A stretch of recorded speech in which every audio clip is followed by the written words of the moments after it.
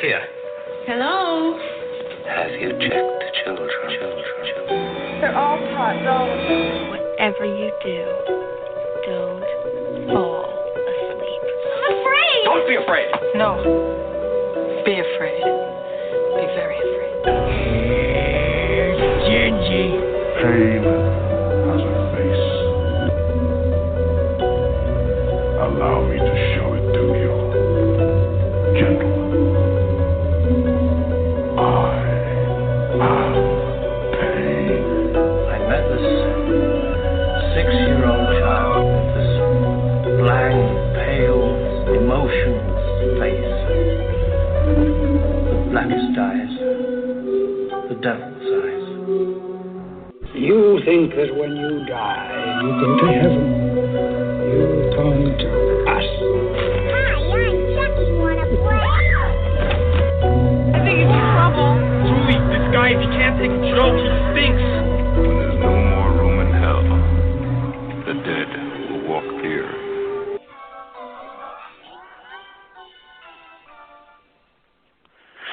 Greetings, Flesh Wound Radio freaks, and welcome to a brand new episode of Flesh Wound Radio. I am Daniel Shine, joined as always by the epic, glorious Todd Loya. Todd, how goes it? All goes well. I'm sitting here in my Burt Reynolds pose. Get ready. Oh, wait, no, that's for Sunday. Never mind. I was gonna say you can't break out the roses and the Vaseline yet, Todd. Flesh Wound After Dark is Sunday. That's right. Well, I'm already in the pose. Too late.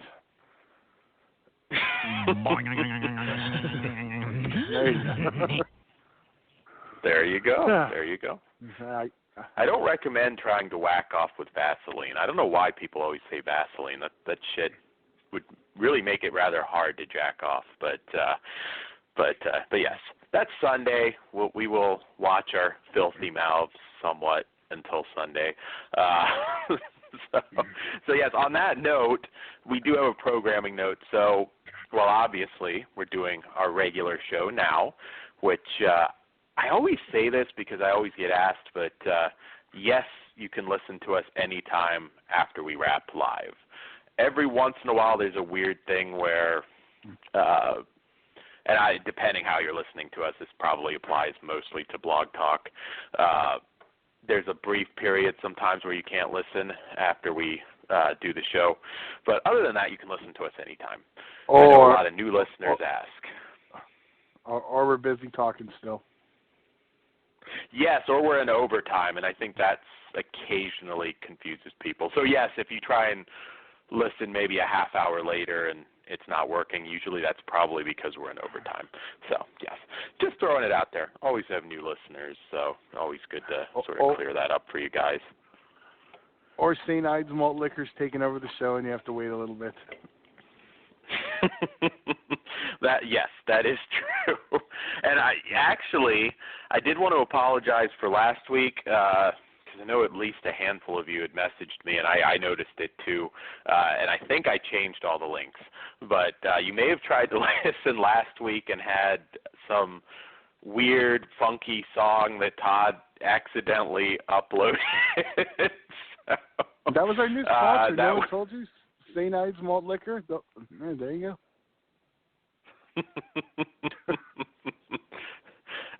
Yeah, I'm waiting for my check.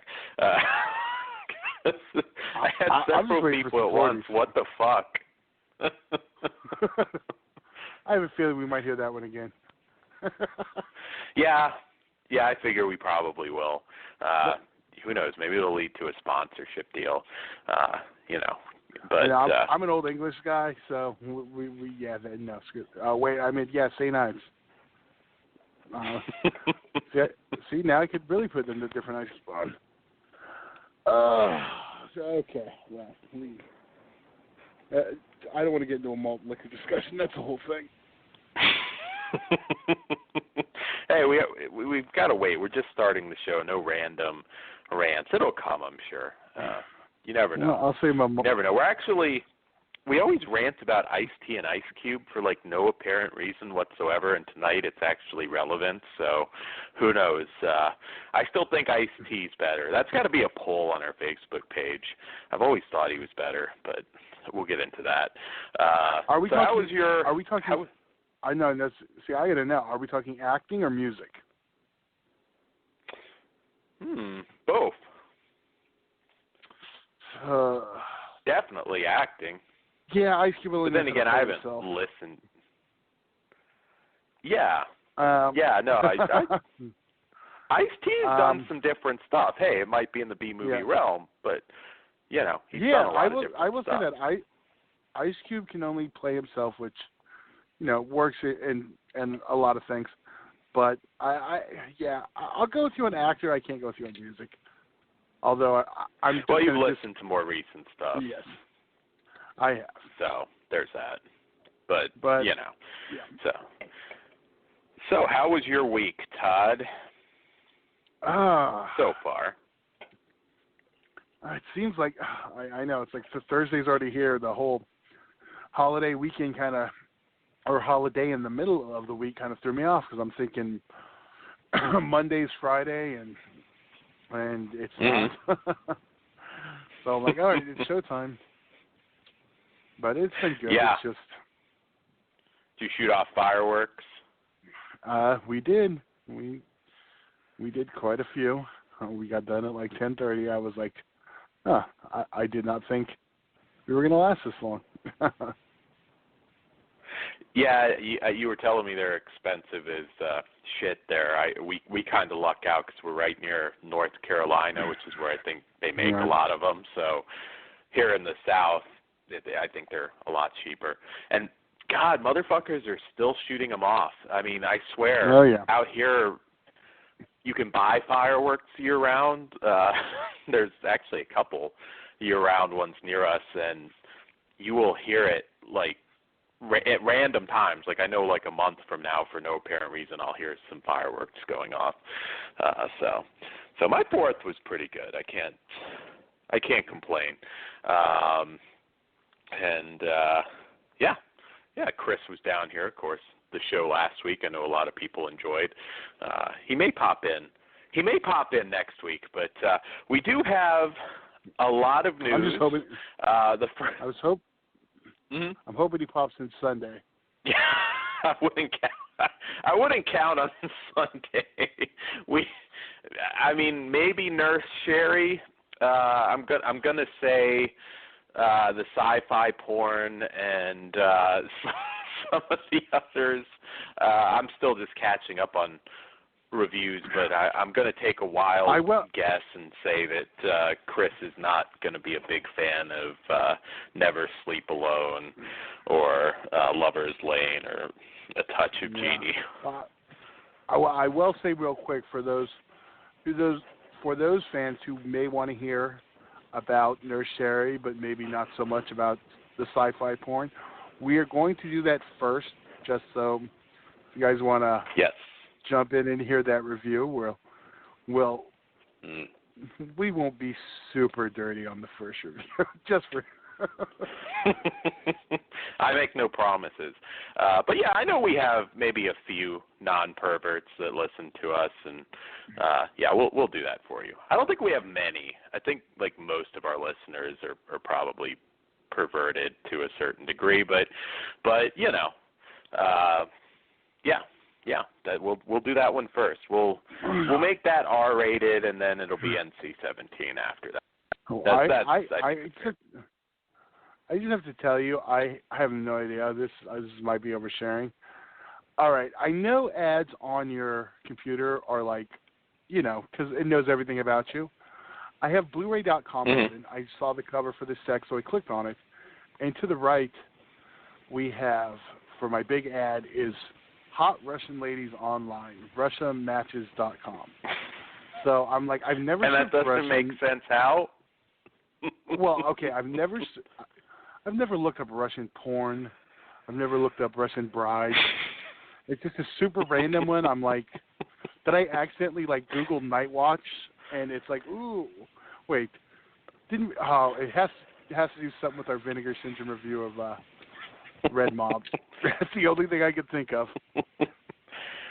Well, Todd, it's like all those Russian brides. I know the agency won't send anymore because they keep disappearing, but you're going to get ads.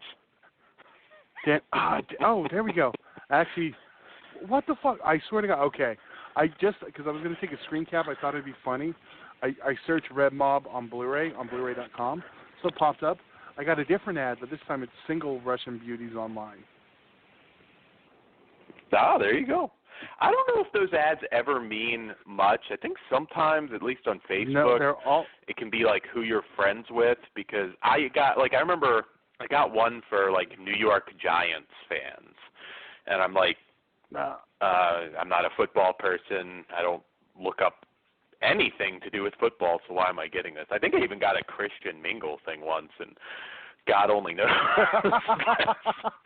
where that one comes from. You know what? This thing might know me now that I'm thinking about it.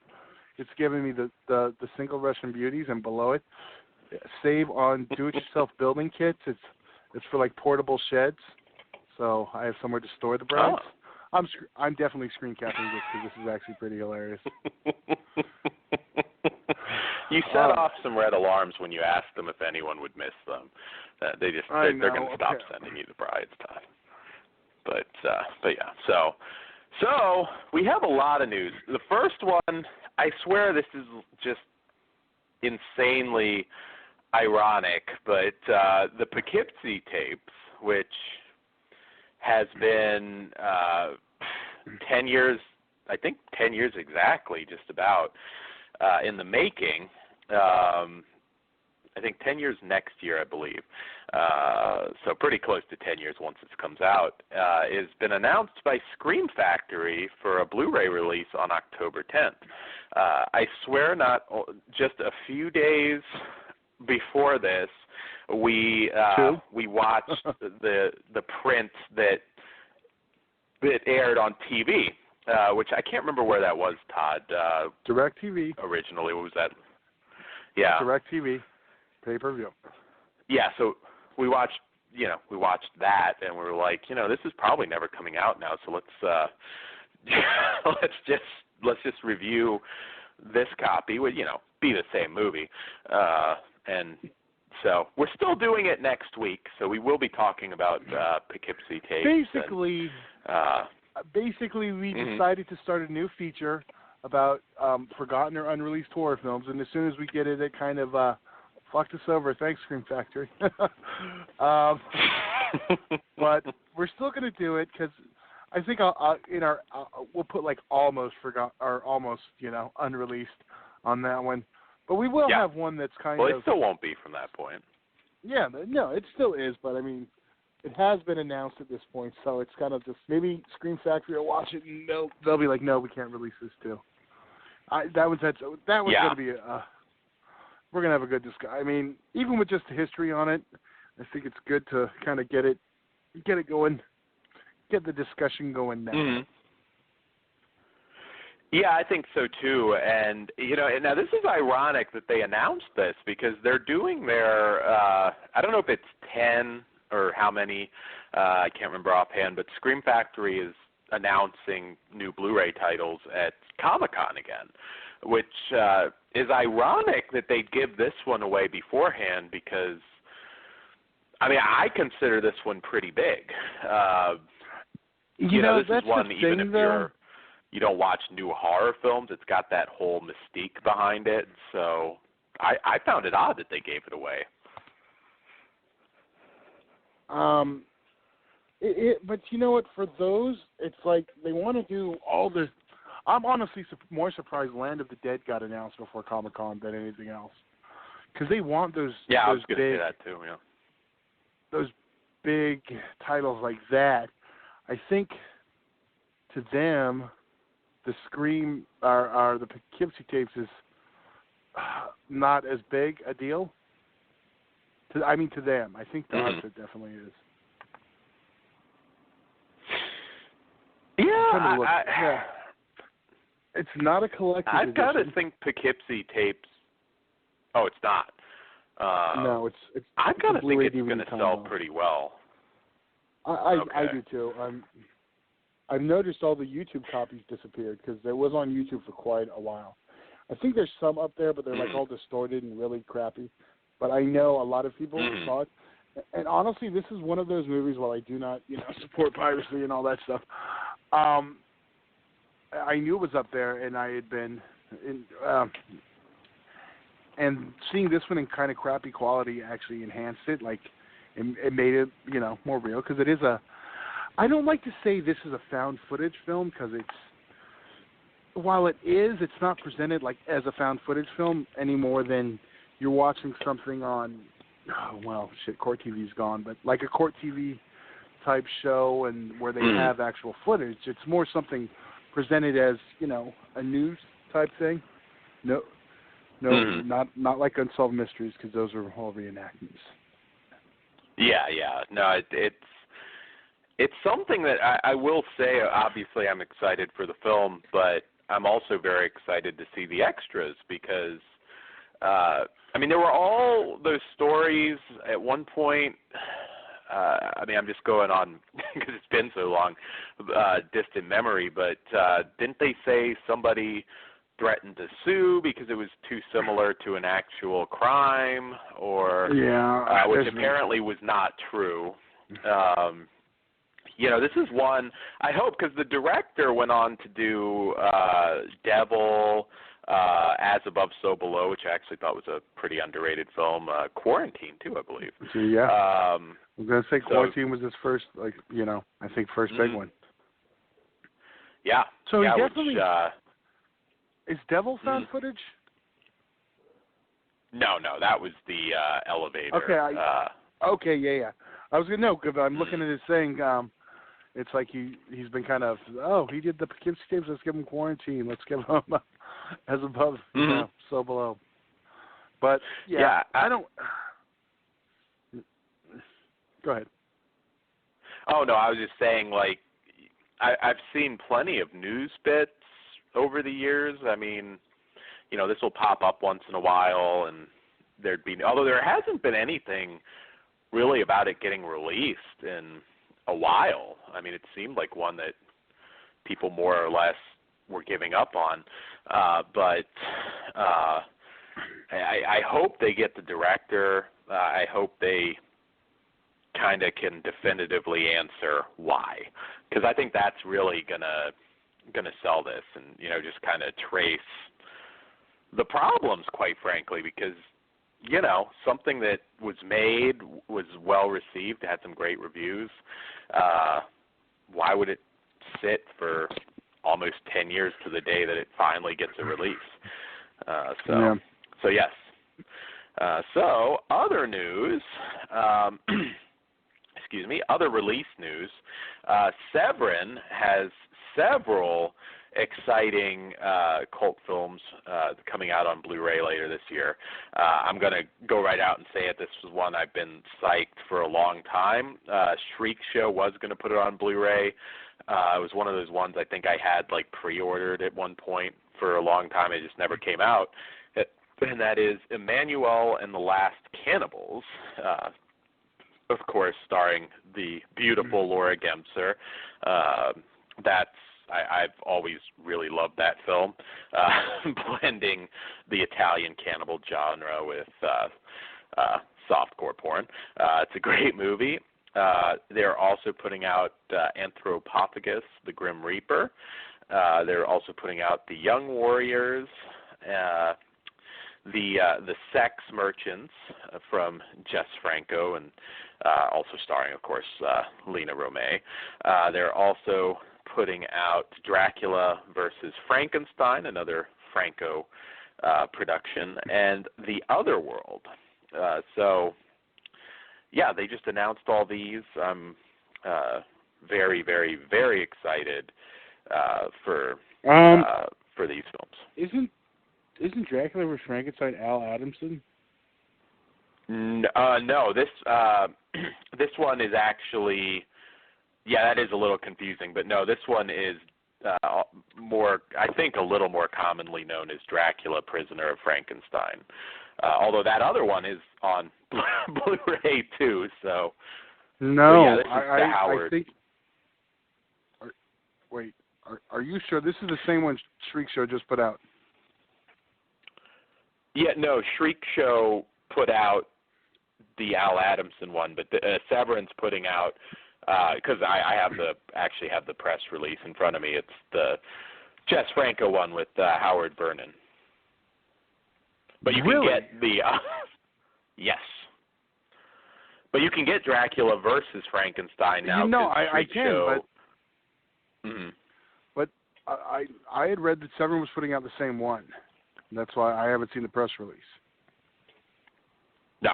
In fact, it says here from director Jess Franco, also known as The Screaming Dead and Dracula, Prisoner of Frankenstein. So yeah, no, it's definitely, which is a better film too. No, it absolutely is. I had been told the exact opposite, and I have not seen the press release. I'm glad you cleared that up, and I also now I need to grab that other disc because I was waiting because I thought it was the same goddamn film. I wish they would have used the Dracula Prisoner on Frankenstein. Yeah, right. I was gonna. Yeah, I don't blame you because that is quite confusing. But yeah, more Franco on Blu-ray, which is always a good thing. I mean, he's a very, of course, I'm a huge Franco fan, but he's been very well represented on Blu-ray. I mean, between those Ascot Elite discs, which are region-free, and Blue Underground, Severin, Redemption. I mean, he's had a nice little chunk of his massive catalog put on Blu-ray, so I'm happy to hear that news. And Emmanuel and the Last Cannibals is going to be a day one purchase for me. And you as well, Todd. I know you're still waiting on Emmanuel in America, though. Come on, Blue Underground, what the fuck? I just saw also Westworld was announced for 4K Blu-ray for season 1. Very cool. Oh, sweet. I never finished season 1. I need to. At this point, I have 2 episodes left. I have a completely off-topic question, but kind of because I brought it up. Sure. So what are you doing? You haven't made the leap yet either. I'm like right there also. Are you grabbing, like, okay, for something like this, for example, and most all the 4K stuff is coming with the Blu-ray. Are you just grabbing the Blu-ray as of now, or are you grabbing, say, the 4K combo?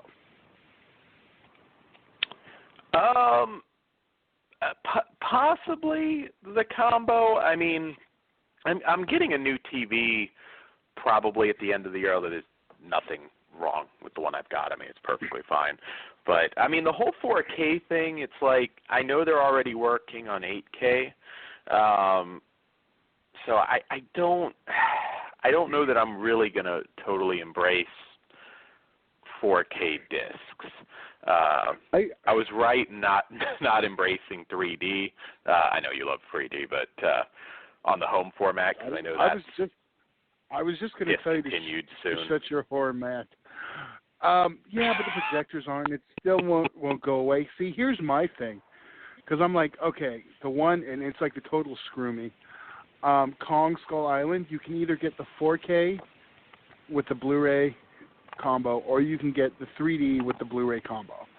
But I did find out here's where I have to pick how screwed I want to be. At Best Buy, they have an exclusive that has the 4K, the Blu-ray, and the 3D, but it's all tucked together in the thing I hate, a goddamn steelbook. What's the price point difference on that? I want to say it's to the point where it's like that's the one I should get. Kong Skull Island, 4K 3D Best Buy exclusive. It says $39 right now, but I'm assuming the week of the ad, will have a lower price because we're still a couple weeks out on that one. Yeah. I was gonna say, that's twice what the Blu-ray will be. So yeah, I don't know. I mean, I just feel again, I'm not the tech guy, but I just feel 4K. You've got some. You could end up getting that 8K soonish. Probably a few years. Yeah. But, I don't know. God damn it! These single Russian beauties. Now they're okay. All the other ones have been light hair. Now I have Kong in here, and we got a dark haired one. I'm like, what the hell? But this is the only one I chat with so far.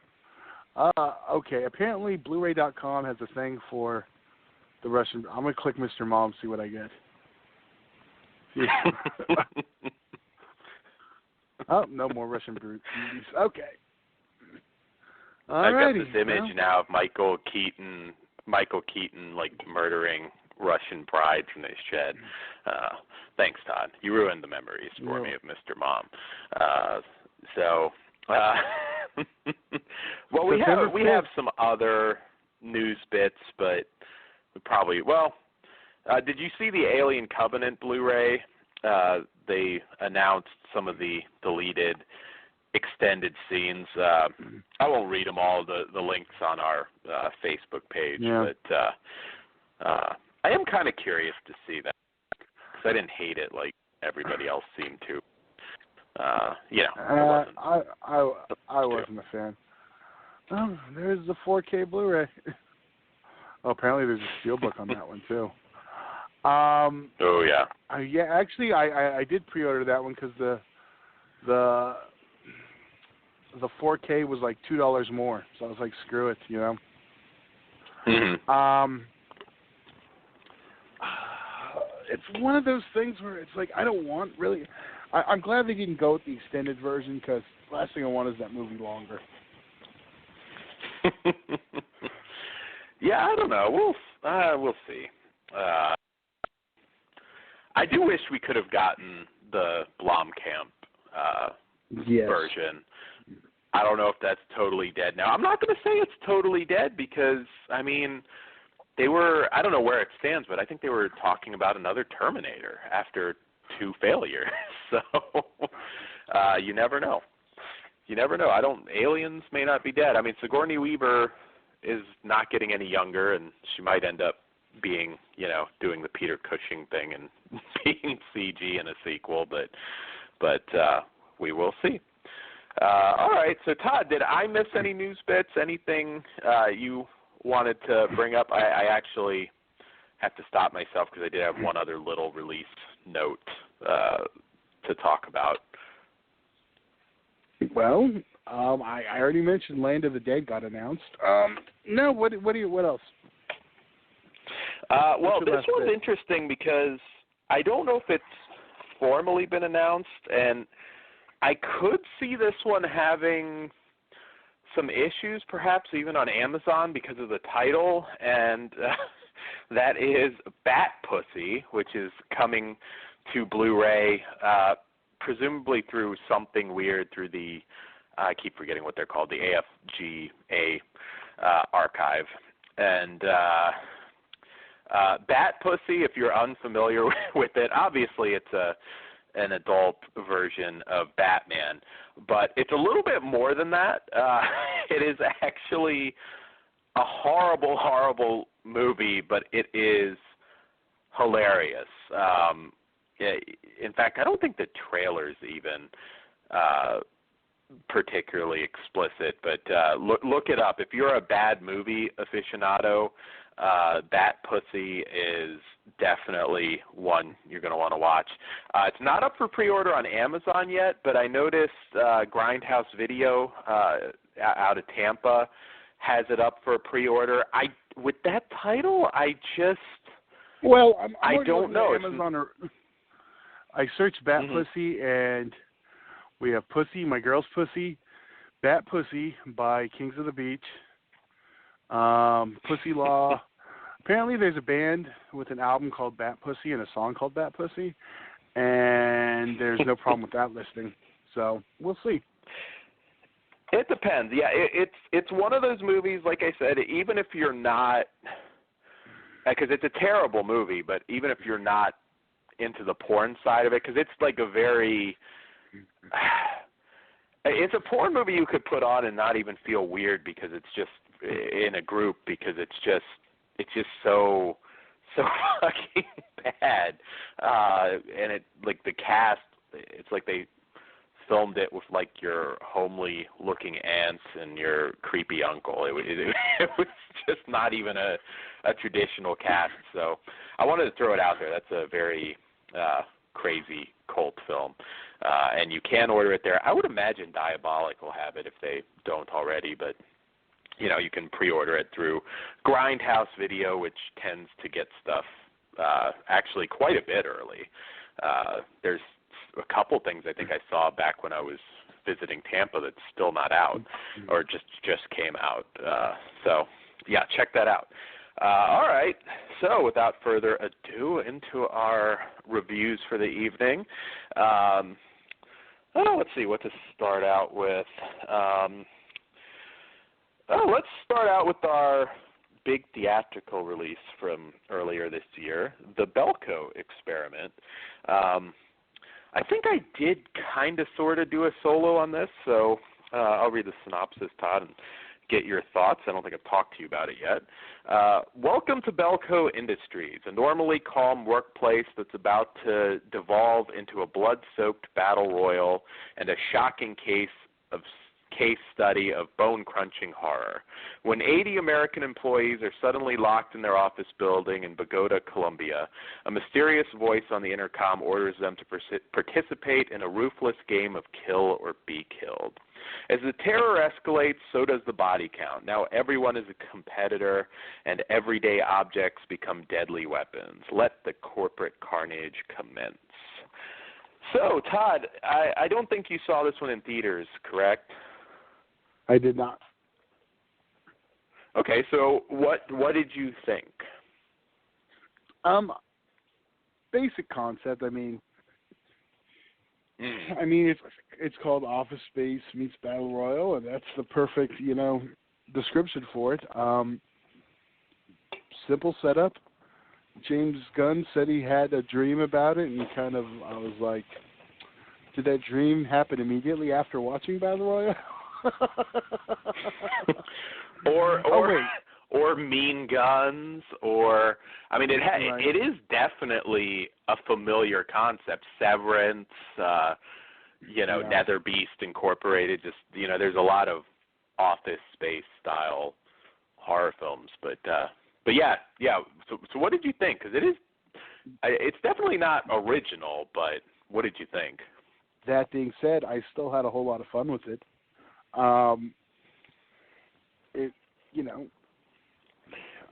Anytime you have Michael Rooker in something, I'm going to love it. I'm going to be honest. Mm-hmm. Michael Rooker, there's not really a super lot to say about it. The concept's been done. From both sides, from the Battle Royale side, from the Office side. But I still had a lot of fun with it. I thought the ending, not too spoilers, I kind of wasn't expecting that as the last person going in, but I know. What we can talk about it's like everyone knows. See, I felt the survivor or survivors, I'll be a little vague, was actually quite predictable. This is definitely one of those movies where I liked it. I had a lot of fun. The cast was great. I thought John C. McGinley was great as Wendell, the office pervert. I know maybe you were expecting some other stuff.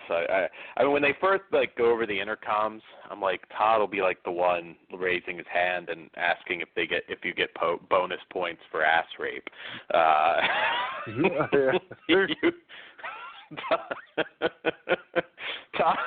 Todd would be the fucked up one that just fully embraces it from the beginning.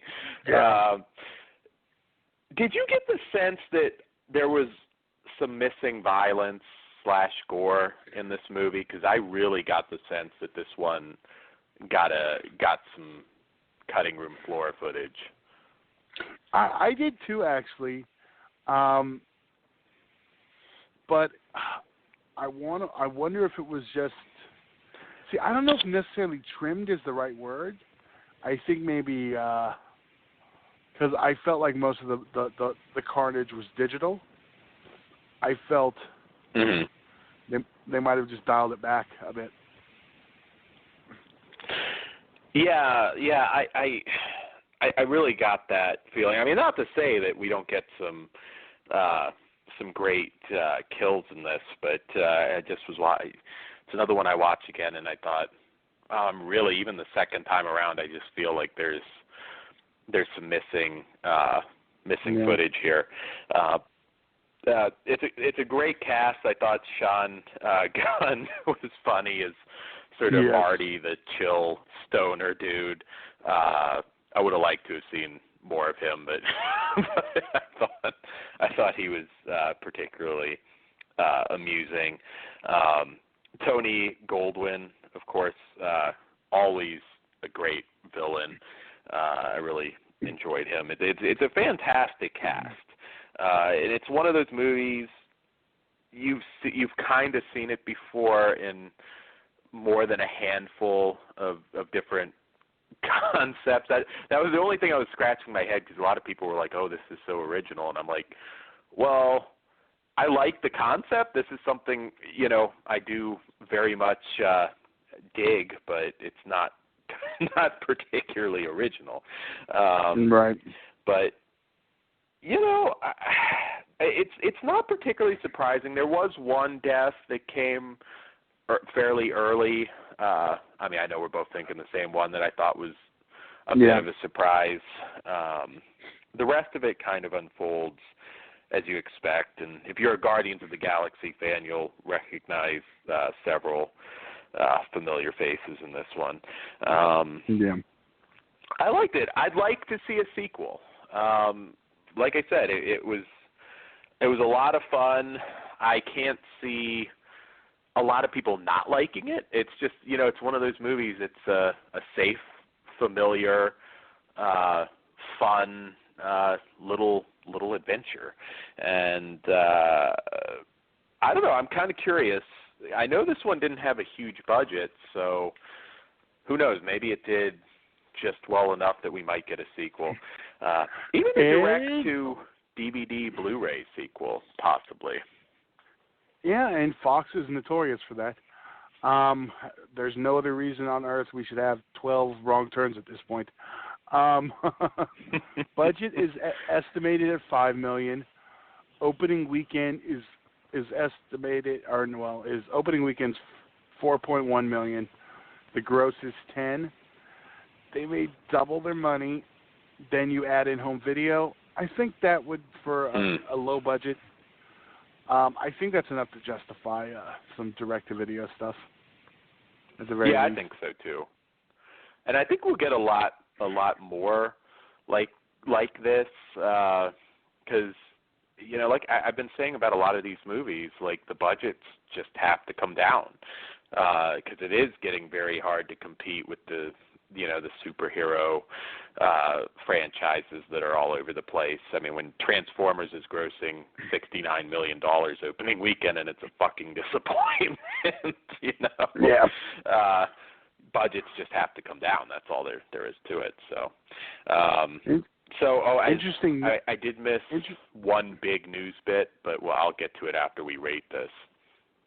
Oh, I was going to say, one interesting little trivia thing you listed is, the plot draws heavily on Battle Royale. The trailer features Giuseppe Verdi's Requiem, which is also used in Battle Royale. So, yes. Coincidence. I just thought it was interesting. All right. Hey, I like rating the film. Sorry. Yeah, I was going to say I like all the similar films to this, so it's not really. I know. It's not really by any means an insult. I had a lot of fun with it. So, what say you, Todd? I give this a 4 for a modern horror film. Let's be honest. Battle Royale was 17 years ago. For a lot of the younger audience, this is it isn't as worn out, I guess, at this point. And even if it is, you either like that type of film or you don't. Yeah. It's like the slasher. You've seen the setup, you know it. You either like it or you don't. So give me a new group of characters, throw them in a similar scenario, and let's have fun with it. Yeah, I'm right with you. It's a 4. It's a very entertaining movie, and I think most of you will enjoy it. Certainly for a rental. I mean, I think it's a very enjoyable movie. I will say, if I were casting this son of a bitch, I would have put Stephen fucking Root in this one. Totally play off his Office Space role. They needed that. Would have cult film. You actually get to see Stephen Root's character from Office Space go on a rampage. Hell, he was just in Get Out, so he's been doing some great genre work, and that would have fucking rocked. That would have given it a 5, probably, in all honesty. And you know what? They're both from Fox, so they could have made that happen. Yeah. I don't care. I don't care. It could have been a straight up, just total wink and nod cameo of him there when the shit started to hit the fan. I would have marked out for it, but I alas. definitely agree. And because it's my standard answer to everything, and somehow work Crispin Glover in there too.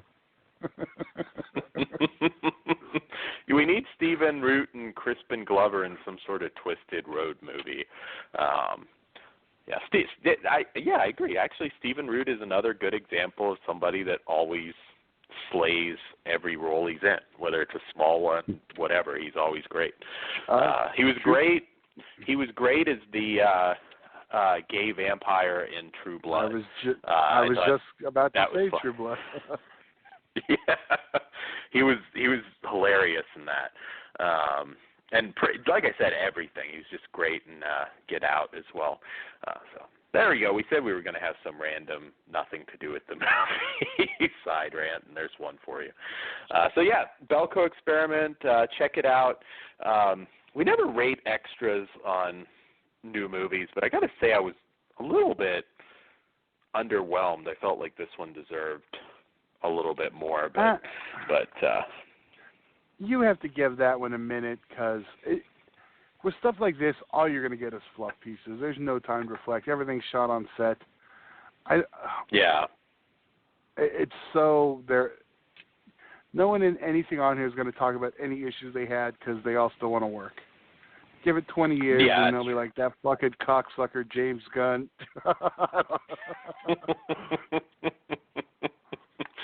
He doesn't strike me as a cocksucker. I think he's probably a cool dude, humble roots, but you never know. Maybe he is.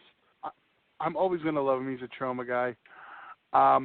But let's be real. He has to watch Lloyd direct, so you never know. That's true. So I did miss one news bit. I'm not going to talk a lot about it, but I do have to at least get your take on it, because it's actually pretty big. What do you think of the first direct-to DVD, Blu-ray / VOD Texas Chainsaw Massacre? How did I forget we needed to talk? Probably because we talked about this in private. Yeah. It barely is the first one. Let's be honest. You could argue the fourth one. It played in art house theaters. I don't count the fourth one because I actually saw it theatrically. But let's be real. The fourth one was dumped straight to video, other than its art house run. Pretty much, yeah. But I saw it in the theater too, actually, and I can't even remember where I was at that time. I think it was actually on a vacation somewhere. I probably saw it in California, Todd. We might have been in the same theater. Was it in Irvine? It very well could have been. I remember seeing it in the theater, and I know it wasn't where I was living, so it was probably on a business trip with my dad's. But yeah, this doesn't really. It does in a way because, it's coming out right before Halloween. It's always nice to be able to go and see it in the theater. But at the same time, I'm thinking this is from the makers of Inside. At this point, I don't know if they've confirmed it, but maybe we're getting like an unrated version of it on VOD. And I don't have a huge issue with it, truthfully. Like I've said for a while, I wouldn't mind seeing Friday the 13th going direct to video because we get probably more of what we want to see out of it. See, this isn't necessarily the case with that. I think if we were getting more of what we wanted to see, Lionsgate would not be dumping it like this. I honestly think it's probably too different. Yeah, I think it's too different for them. If we would have been getting Texas Chainsaw Massacre 3D Part 2, I could almost guarantee that would be theatrical. And if that's what we got, and it went straight to video, or VOD, I would be surprised. But I think because it's from the inside people, and I think it's going to be a bit different, I think that is why they don't have confidence. And let's... They could or they couldn't. Maybe it's Stephen Dorff being in it. Maybe. But I wish fucking Dimension would do the same thing and finally just dump Amity. There's no reason for that thing to be sitting here for 3 years. Yeah, it's been a while, going on 3, I think. Yeah, no, I mean, hey, it'll be kind of cool that night. I was going to say, I mean, we're still a ways in advance, but maybe we'll do a special, I want to say it's October 20th. I don't have that news release in front of me, but... We will be getting it September 21st. Oh, okay, so I thought it was October, really? Okay. It will be released theatrically and on VOD October 20th, but it will be an exclusive on DirecTV pay-per-view starting September 21st. So that's a full month ahead. Well, it's a Thursday. I was going to say, maybe we'll do... I mean, we'll have to time it, obviously, but, I know you, Todd. You're going to be watching that shit Thursday night, so maybe we'll do a one-off reaction right after we watch it sort of deal, and we can review it. Here's the thing. It aired on DirecTV. That means it'll go up at midnight on Wednesday. Okay. So we'll be good for the 21st. Okay. Yeah, we'll definitely do that. I'm hoping Hellraiser Judgment will pop up as well, because I know that's done and ready to go, so yes. So, well, let's see. Moving on to our next review, which is an action film, but we had to do it because we have all of these rants about the cast, and that is Trespass, which is new to Shout Select's Collector's Edition Blu-ray, and Trespass is from director Walter Hill, and this one, from the back cover, everyone wants a piece of the action and the treasure as Bill Paxton and William Sadler take on a ruthless gang in this high-caliber thriller. In the rubble of a 4-alarm blaze, Vince and Don, 2 Arkansas firemen, discover a map leading to a fortune in stolen gold hidden in an abandoned East St. Louis tenement. What they don't know is that the building is headquarters to a vicious mob led by the notorious King James, played by Ice-T, and Savon, played by Ice Cube. When the firefighters accidentally witness the mob executing some of their enemies, they become the gang's next targets in this pulse-pounding thrill fest. Okay, so I think we have both because you're a little bit older than me, as I mock you for quite often. So I think we both have we both kind of grew up with Ice-T and Ice Cube, although for me, it was more their movie work, and you remember fondly their early music stuff, which, you know, I was into a little bit later. But so for me, I was always the Ice-T guy. I really love this film, but I absolutely adored Surviving the Game. I saw that in theaters, and I just thought Ice-T was a fucking badass.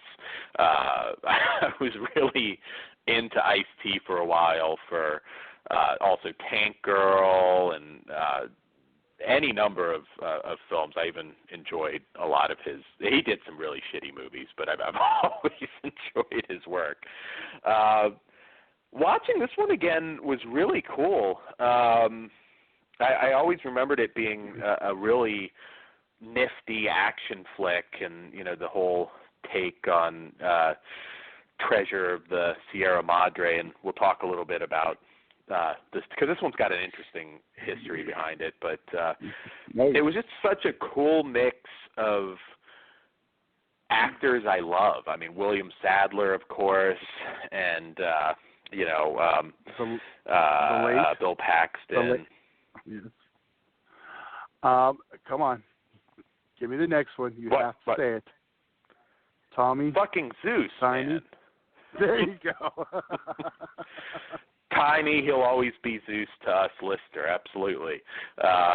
Although he didn't get as much screen time as I would have liked, but he did not. And D-Boy for the younger, or Debo for the younger ones, I guess. He'll always be Zeus to us. So. Pounding his chest as one eye goes one direction and the other goes the other. Yeah, he was the real star of No Holds Barred. He definitely was. I would mark out, God, Hogan needs to return at the Rumble next year, and they need to have, just so he pays his penance for the racist remarks, Zeus got to come out and, like, finally eliminate him and get his revenge. Know, how did Hogan not somehow get him to join the NWO? Can you imagine Zeus coming out, and since he couldn't be Zeus, just screw it, just have him come out on the 10-speed with an NWO shirt played off Debo? Hey. That would have been awesome. Hey, let's not forget he was wrestlers. the gangsta in WCW for a very, very, very short period. Well, then, you know, okay, so using WCW's creative, he would have been Zebo. Done. Hey, he was probably a better worker than Big T at that point, a.k.a. Ahmed Johnson. Yeah. So yes, we're going to have a lot of side rants on this one. I can already feel it.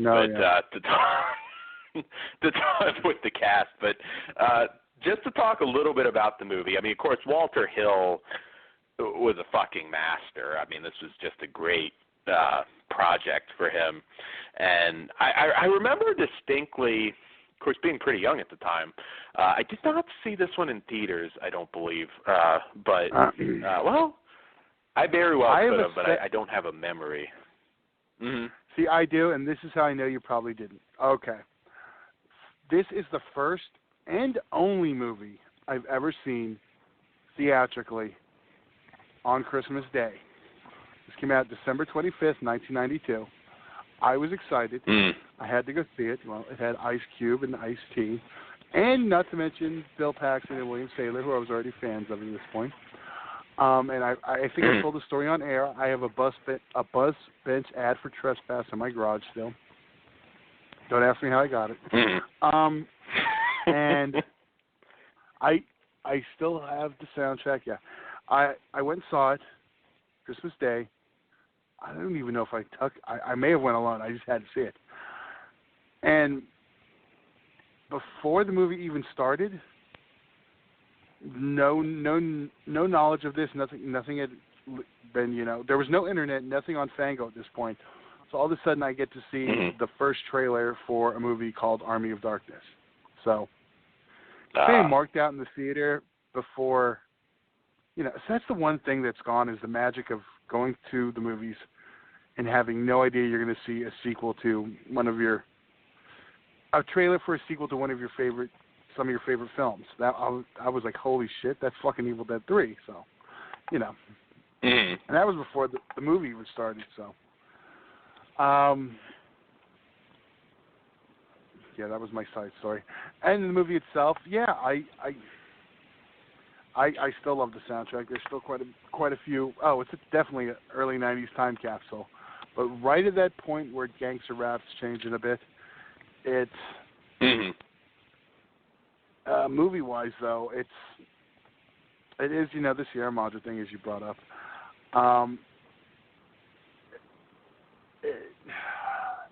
It's one I was kind of worried if it was going to hold up after not seeing it for so long. And I thought it did. It's, if you're into crime action films, I mean, it's definitely up there. Before I jump in history, do you want to add anything in on the film? Yeah, definitely. It was one of the first, particularly non-horror films that I saw where there really wasn't a traditional hero. Yeah. They're not really necessarily straight up villains either. I mean, it's just a very, kind of flawed people all going for the treasure, except poor Bradley. I guess, he was fairly innocent, but that really made it stand out for me. I could even feel when I saw it, even being young, that it was a little bit different from what I was used to. And, of course, later on, I remember seeing, Surviving the Game in theaters. And, pretty much all the actors in this had, something very distinct from my childhood. I mean, William Sadler, of course, for many things, but Demon Knight in particular. Quite frankly, they all made some really amazing movies, and a lot of them worked, particularly Ice-T and Tommy Lister. I swear they had to do at least 7 or 8 movies together. Maybe it's not quite that much, but I know they turned up in some not nearly as good, but some stuff after. I think Ice Cube and Zeus only have 3, and that'd be this and the first 2 Fridays. I haven't watched the Friday movies in forever. And then, as someone pointed out, there is, you got a few Die Hard extra, or people who went on to Die Hard, because you have William Sadler, Art Evans. I know there's 2. I want to say 1 or 2 more, but I don't remember. I just know William Sadler and Art Evans, the homeless black dude. Yeah, there were a lot of connections in this one. I remember watching it again, thinking how the hell did they not get Mario Van Peebles in this, especially coming off New Jack City? It would have been kind of cool to see him in there too. But yeah, I've always very much enjoyed this one. I mean, it's an old school action film, and just watching how well it holds up versus a lot of the action films we see today. There's some really cool stunt work, the skylight fall, a lot of stuff you just don't see action films quite shot like this anymore. And yeah, I really enjoyed it. It doesn't really have your typical 90s action hero in it, just going to kill all the bad guys. It was just, story about a lot of kind of flawed yet badass in their own ways characters. So there's a lot to talk about on extras, because I got to say, they kicked ass on this one. I thought they did a amazing job, although obviously we are missing a couple key interviews with Ice-T and Ice Cube. I wouldn't necessarily have expected them to get Ice Cube, but I was like, you could have maybe gotten Ice-T, but nonetheless, there's more than I would have expected from this. Yes. I was going to say we all have to give Bill Paxton a pass. He passed before this was done, unfortunately. Yeah. I would have loved to heard his take on this. Mhm. Yeah, no, and speaking of the extras, there was a lot of really good information, actually stuff that I did not know. I always, well, we can probably take them a little bit here at a time. Let's see here. I have my extras notes. I want to make sure I get everybody's name right. But the first special feature was Born Losers, which was an interview with co-writer Bob Gale. And he talks a little bit about this because this idea was born in 1975 with the first draft being completed in 1997, kind of inspired by an article about this South Bronx street gang and an area where the cops were afraid to go into. And frankly, it wasn't made, I guess, at the time because due to the sort of the racial animosity at the time. Kind of ironic later because this movie kind of got killed by that in 1992. And they talk a little bit about New Jack City and the success of that kind of helping getting this one made. One cool bit of news that I had no idea from this particular special feature was Brad Pitt was offered Bill Paxton's role of Vince and passed because he thought it was too dark. Yet he'd go on to make Seven just a few years later. Thank God. Let's be real. The movie may have had a bigger life. You know, it would have had more legs maybe, but Bill Paxton. Yeah, I'd much rather watch Bill Paxton recast in any Brad Pitt role. Maybe except for Interview with the Vampire. He can have that one. Fight Club? I don't know if I see him in Fight Club. I don't know. I'm not a fan of that film. I know I get shit for that, whatever. Really? I do like Fight Club, so yeah, I was going to say. I won't give you I shit, need to revisit that one. Yeah. I'm not all on Fincher's. Did you see it when it came out? I did not see it theatrically because it was an action. Yeah, it was It wasn't my thing. I saw it when it hit home video, and I was still kind of like, well, that's cool. Yeah, I think Brad Pitt might have been more of it would have been more of the standard, all-American action hero in this role at the time. So, yeah, I agree Paxton on this one. I don't know about Fight Club, though. If you say any role, I can't quite see him. Yeah, I'd have to watch for Fight Club. I could see him doing Seven. I could see him, doing most of the big ones. But yeah, so that was one cool bit. This is a really good special feature because Samuel L. Jackson was the runner-up to play Bradley, but Art Evans nailed his audition, and that's why we didn't get Samuel L. Jackson. Probably another reason, that this one might have even more legs if Jackson was in it, who was only a couple years away from really kind of breaking out himself. And, of course, they talk a little bit about Walter Hill's great skill at directing action. They talk about the test audience hating the early ending with a certain character dying. And most of all, because this was always interesting, the Rodney King riots, which happened just as they were, I think, finishing this one, and that killed the Looters title. And, of course, releasing it on Christmas Day, which was a very strange move at the time. I do see a lot. I have actually gone to movies on Christmas Day, though, to be honest, like later in the day. That's not unusual. It is a pretty big thing. It's just never been my thing.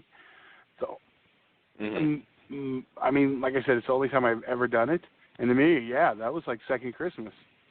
got the Army of Darkness trailer, and Ice Cube and Ice T in a movie. Because here's the thing: growing up in that era, I watched a lot of Yo MTV Raps and BET Rhapsody. Ice Cube always had his Looters hat on, which was written in the Raiders style of the era, or pretty much any starter hat had a certain style, and he had a Looters one. So, like, for so many interviews, he's wearing that thing, and he would talk about the film coming out. And then the Rodney King verdict happened, and the title disappeared. And there's, like, maybe 2 interviews where he's wearing the Trespass hat. It just didn't look right. Too many letters, too many S's, I think. This one was definitely killed by the political and, racial climate still is, but of the time. Yeah, this is very true. I will say there is one thing that's very cool, and will not be our song tonight because I don't know how it goes with unreleased stuff. The song is Trespass. That's the opening of it. Song is Trespass. There was originally a song called The Looters, which is very similar but different. And so there's a whole song that got lost in the mix too, but it is out there on YouTube if you want to hear the alternate version of Trespass. Oh yeah, absolutely. And the extras kind of continue. Wrongful entry, an interview with producer Neil Canton, a little more backstory on the locations, and rumors that apparently, I guess, were false of Ice-T and Ice Cube not liking each other. I don't know if you know anything about that one, Todd, but he seemed to say that wasn't really true. And talks about getting them both in the movie when Universal was very big on that at the time. Another good featurette. The coolest part of that one was apparently everybody just never going to their trailers and wanting to hang out with Tommy Lister and talk wrestling. I thought that was pretty funny. And they talk a little bit about the riots. There's a stunt, a short but cool stunt, the gang violation stunt of Trespass, which was a nice little short feature, and Trigger Happy, the weapons of Trespass.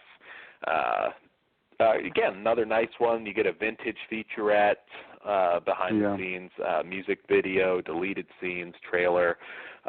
This was one, like, I always thought, like, if it came to Blu-ray, we wouldn't really get much of anything.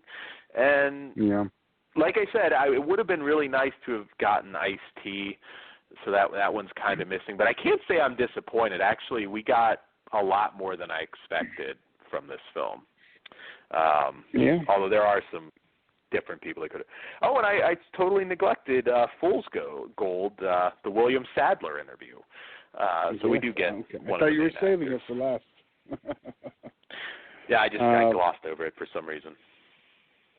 Yeah. He was a really cool guy in person. I have met him. Yeah. Now we can just hope Shout Select next does Judgment Night, and maybe they can get Emilio Estevez to come out and do an interview. Yes, and I want Surviving the Game on Blu-ray. I hope this one sells well, and people will that one as well. I want to say your best hope on that is a Warner Archives disc, because I want to say that's HBO. Warner Brothers has that. Yeah, you might be right. I'm not 100% positive, but it might be New Line. I agree. I thought it was New Line too, actually. Yeah. So I wonder if that is still with Warner then, because I'm still trying to figure out how Lawnmower Man, which was New Line, is somehow not with Warner anymore. I'm actually trying to see on Surviving the Game. I am too. New Line. Yeah. Yeah, that's New Line. So yeah, I don't know, maybe. I hope we get it on Blu-ray someday. But yes, so Trespass, The movie's a 4 for me. I think it's a really great action flick and unique action flick. The extras are 4.5. Again, obviously there's some missing faces, some more understandable, but you really get the full picture of this movie, and of course you got the retro featurette, but you really do get the full picture of the making of this movie, which had a very intriguing history. I've always said I think Ice-T was better. This film and a few years later, I think Ice Cube just hit it big with Friday, and unfortunately, Tank Girl and some of Ice-T's bigger movies just didn't hit as big. But again, he did have playing himself. Played himself on this too. Yes. Ice Cube's done pretty well in the acting realm, considering, because I like him, but he's not really much of an actor. But all these years later, I mean, he's still doing well. He's making it work. He's doing stuff on Conan O'Brien. I see him all the time with doing stuff with what's his name, Kevin Hart in the Cars. They always do a little funny shit, and it works. I mean, it's to the point where he didn't go Snoop Dogg route and become a parody of himself. While he is still kind of tongue-in-cheek doing it, letting it be fun and like not super back in the 90s, I'm keeping this image exactly. He's allowing it to be fun, but while keeping his image. I think he's definitely all that Coco reality show shit. It killed his pimpin' image. I'm being real. So. I mean, Jesus, Ice-T's probably pushing 60, though. You know what I mean? So it's like, I don't know. I mean, age might kill your image a little bit, too. Yeah, but that is true. But look at, Snoop Dogg's closer to Ice Cube in his age. Ice Cube's 7 years older than me, so he's 40. He's like 47, 48. Snoop Dogg's only a couple years older than me, so he's in his early to mid 40s. But to me, Snoop Dogg's just become a caricature of himself. I mean, millennials don't listen to his music. They know he's the funny guy who smokes weed. But yet they know Ice Cube from all the Kevin Hart movies. Mm-hmm. Well, Snoop Dogg's had an interesting. Well, did you want to rate the movie real quick, and we can finish up and go to our break? Movie is 4.5 for me, and extras I agree are 4.5 also. So I'm a little higher on this one, but I am a gangster rap guy, so it makes sense. That's true. Snoop Dogg had the interesting career, though, as far as acting goes, because, of course, he's less of it than Ice-T and Ice Cube, but because he kind of went the direct-to-video route, yet at the same time he was able to, get Bones and, appear in some somewhat bigger stuff at the same time. Ice-T really, I mean, by the, late 90s, certainly, he was just started cranking out an incredible amount of films. I mean, the stuff he did with Fred Olin Ray, lots of action stuff, lots of some horror. He did an incredible amount of films. Some of them were pretty bad, but there's definitely some gems in there too. Snoop Dogg was kind of interesting. Yeah, I think we compared Ice-T to Ice Cube, and his credits were out there. And Ice Cube's were a lot shorter, I believe. But Snoop Dogg, I'm looking. Ice Cube found his niche in comedy. I mean, he really did. He did. And, hey, there you go. I think Snoop Dogg maybe, though, irregardless of the movies he chose, I never really got the sense that he particularly cared as much about an acting career. And I think, again, you're the expert, but I think Snoop Dogg was bigger in those in those subsequent years than on the music front. So it's hard to argue Ice Cube was bigger. I believe the one difference is Snoop Dogg's music was relevant a little bit longer than Ice Cube's was. Like, now still kind of is, isn't he? I mean, kind of. I know. I mean, he's not a nobody by any means. No, he he's still not. Seems but like he's out there. I don't think. I don't think his music's what's pushing him. I think it's his television appearances, his doing his cooking show with Martha Stewart. That's how, you know. Yeah. Stuff like that. I mean, he's had an interesting career. Girls Gone Wild. Let's not forget that. Oh yes, and don't forget the 2 pornos too. That's true. I would have liked yeah, to have seen Ice-T host Girls Gone Wild. I think that could have been. I think I would have marked out more for that. Ice-T was. See, he would have been more angry than chill. Yeah, but see, Ice-T was on the Pimps Up Hose Down documentary, so that was a little bit better. True. But we're going to go on a lot of rants on this one, but we do have a song. I think I know what it is. For our break. Yes, we'll be back. You better. I know, Dan, you're off the hot pockets. You got 3 minutes. All right, we're going to hit you with the title track from Trespass, and that's Trespass. We'll be back in about 3 minutes. And we are correct, Todd? We are back. Sweet. It's good hearing that one again. And yeah, maybe we'll start a petition to get Surviving the Game released. We need Bones on Blu-ray too. Yeah, I wouldn't be surprised to see either of those get a Warner Archive disc.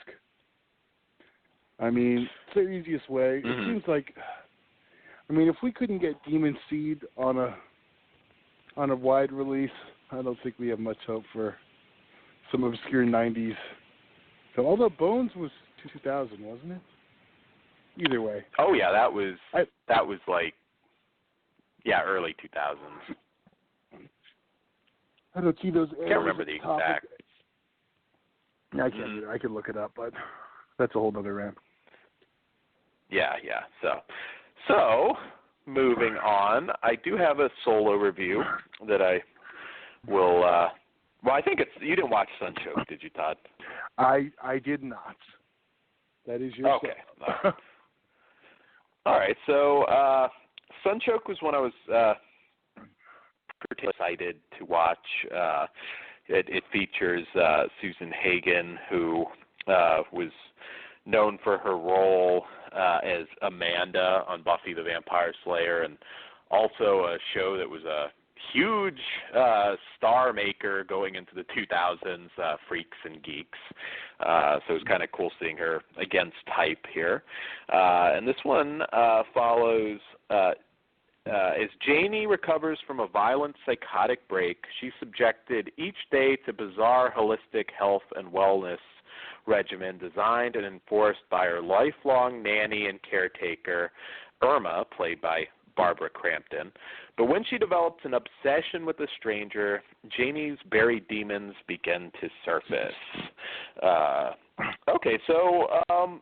This one is very, very much an art house style horror flick, which I tend to like for the most part. It can, not always, I mean, it can certainly vary. I think this is, if you're a fan, I think Sarah Hagen really shows that she can certainly do something more than just being the sort of quirky, sort of comedic role that she was in those series. I never watched Freaks and Geeks actually, but from what I understand, it was kind of similar to her Buffy stuff. She really plays a pretty convincing, emotionally, mentally disturbed woman here. I'm not going to lie, I was drawn in because I knew there was some lesbian themes to this movie. That's why I picked it up. That Barbara Crampton, to be fair. One issue this movie has is there's not a whole lot of backstory. They kind of give you very little backstory or explanation as to, what caused her mental breakdown. There's some, for a lot of people, I think there's going to be some unanswered questions regarding her relationship with Barbara Crampton's character. But if they give you maybe just enough. It's definitely a flawed film, but it's extremely well acted. And there's a couple moments. It's not a gore film, but there were a couple moments, particularly with a face just being bludgeoned to oblivion, that caught you off guard and hit pretty hard. I like this one. Yes, it's flawed, but I did enjoy it. It's kind of got that sort of psychosexual vibe that I really like. And as I said, there is some lesbianism and some pretty revealing scenes. You do get to see the Buffy girl naked, which I know is probably a big selling point for most of you. Very comparable, although not as good, to films like May and The Woman. If you like those, you'll like this. I mean, I think this one's definitely a small notch below those, but the acting is certainly top notch. I just think it needed just a little bit more backstory. It's a film that really, I think, could have benefited from giving us a little bit more of a why for some of the actions. Having said that, though, I did enjoy it. I did enjoy this one. If you're a fan of those films, and as long as you adjust your expectations, this is part of a growing trend. It is a BDR release, official release. But it is a BDR one. I've seen some fairly higher end indie stuff actually going the BDR route lately, so that seems to be how it is. It looks, cover art looks fine. Although strangely enough, the barcode goes over on the back a critic quote, but it looks fine. No extras, sadly. That did disappoint me a little bit. This one also, the object of her obsession is played Savannah, who's played by Sarah Malcolm, who people might recognize from the Asylum, Women in Prison flick, Jailbait. She's definitely seems to take her clothes off in most of her movies. I liked it. Like I said, again, this is just kind of one of those flawed movies, but it's extremely well acted. I really, I don't know. I enjoy crazy bitch psychosexual horror movies, I guess. But some people may have an issue with some of the lack of backstory. Having said that, though, I still give this one a 3. I can't go much higher for a lot of you guys. It's probably going to maybe be a rental for a lot of you. But yeah, check it out. I had fun with it, and if you're a fan of the actress, especially, because I definitely now look at Sarah Hagen in a different light. You put her, potentially put her up there with an Angela Bettis or a Pollyanna McIntosh, Anna Lynn McCord. I also Excision. I should also throw out another one. Any one of those movies, this would make a good double with. So, yeah, 3 stars for that one. So you would probably have liked it. Yeah, I definitely like those other films you mentioned. So it's a pretty good praise, for comparing it to May and them. Mm-hmm. Yeah, I give it a 3. Probably for me personally, it would be a little higher than that, but I don't know. Again, going also with I think how a lot of other people would view it. It's not quite at the level of the ones I mentioned, but definitely one to pair with those. The acting probably was, though. So, moving on to our next film. I don't know really what gets to be the main event tonight, but I don't know. Fuck it. Let's do Deathline. Why not? So Deathline, a.k.a. Raw Meat, as I think a lot of American audiences probably saw it, certainly on DVD, is a film from the UK from 1972 or 73, I guess, depending. It's been listed as both. And this one has an all-star cast, Donald Pleasance, Norman Rosington, David Ladd, Christopher Lee, who pops up in a little part. Always a very unique premise, and from the back cover, when a prominent politician and a beautiful young woman vanish inside a London subway station, Scotland Yard's Inspector Calhoun, played by Donald Pleasance, investigates and makes a horrifying discovery. Not only did a group of 19th century tunnel workers survive a cave-in, but they lived for years in a secret underground enclave by consuming the flesh of their own dead. Now the lone descendant of this grisly tribe has surfaced, prowling the streets for fresh victims and a new mate. This always had a hell of a premise, actually, and kind of led to some similar movies down the line, like Creep, which was very good. Midnight Meat Train's a similar one, although that one's got more of a supernatural bent to it. End of the Line's another good one that actually a very underrated one, not a lot of people saw. Todd, what did you think of this one? I've always been a fan, first off, since I first saw it. Let's get that out of the way. It is, and I'll be honest. What film is there that Donald Pleasance is in that I'm not a fan of? I think it says a lot of... Well, clearly of Puma Man is his best role. I think we can agree with that. Okay. If you say Dan. I'm not going to argue with Puma Man.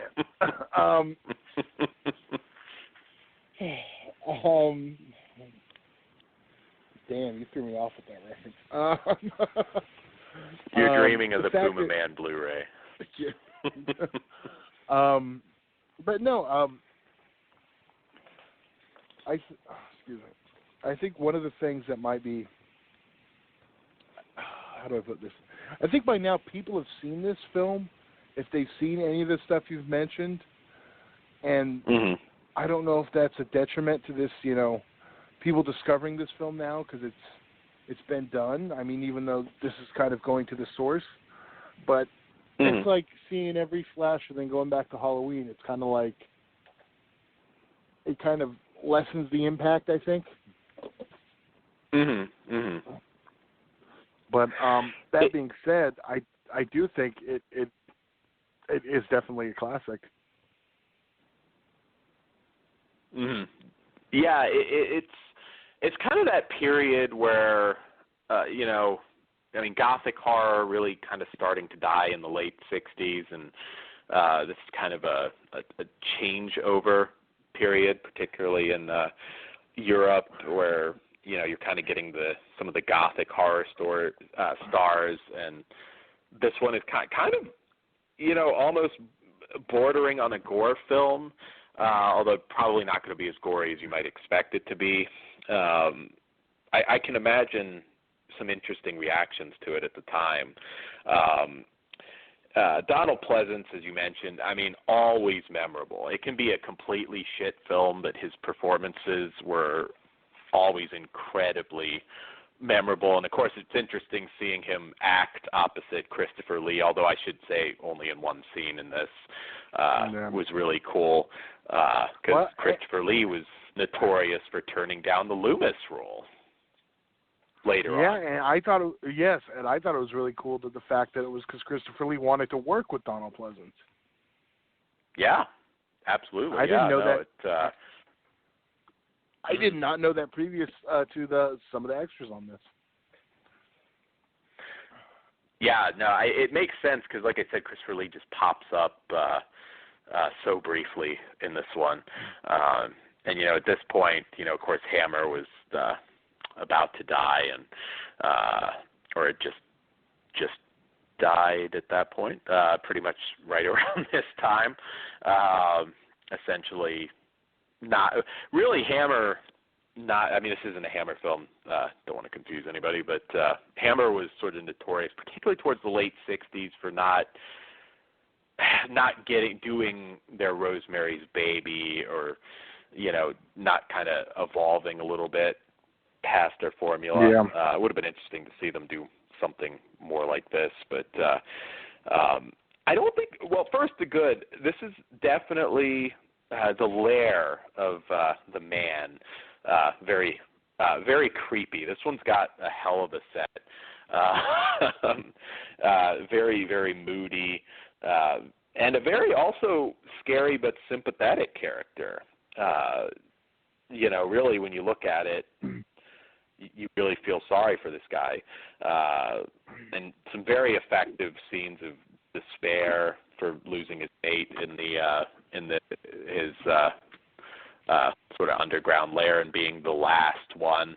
I think that's always great. He's kind of like almost like a sort of classic monster that you would have seen in a Universal movie, only with some borderline attempted rape and cannibalism, I guess. Yes, of course. Yeah, no, Karloff never tried to rape anybody, but yeah, very, very sympathetic monster. I really enjoyed that. I thought the film ended a little too abrupt without the confrontation it really needed. And I could see some people, Pleasant is awesome, but there was some comic relief moments that maybe didn't necessarily go with this sort of story. I would have liked to have seen more of a bang with the finale, but honestly, that's the only thing that probably keeps this one from getting a perfect rating for me. But kind of never a household name title, yet it has inspired quite a few different movies to come later, and not too distant. Just in the 2000s, actually. There's even more than what I mentioned. Todd, anything else to say about the movie? No, I think for the feature, we pretty much covered that. Let's jump into the extras. Yes, absolutely. Blue Underground, fantastic company. They've got a few more releases coming. They were quiet for a long time, so I'm kind of glad, because they're always competitive with their releases. And here you get Tales from the Tube, an interview with director, co-writer Gary Sherman and executive producers Jay Cantor and Alan Ladd Jr. This one runs just under 20 minutes.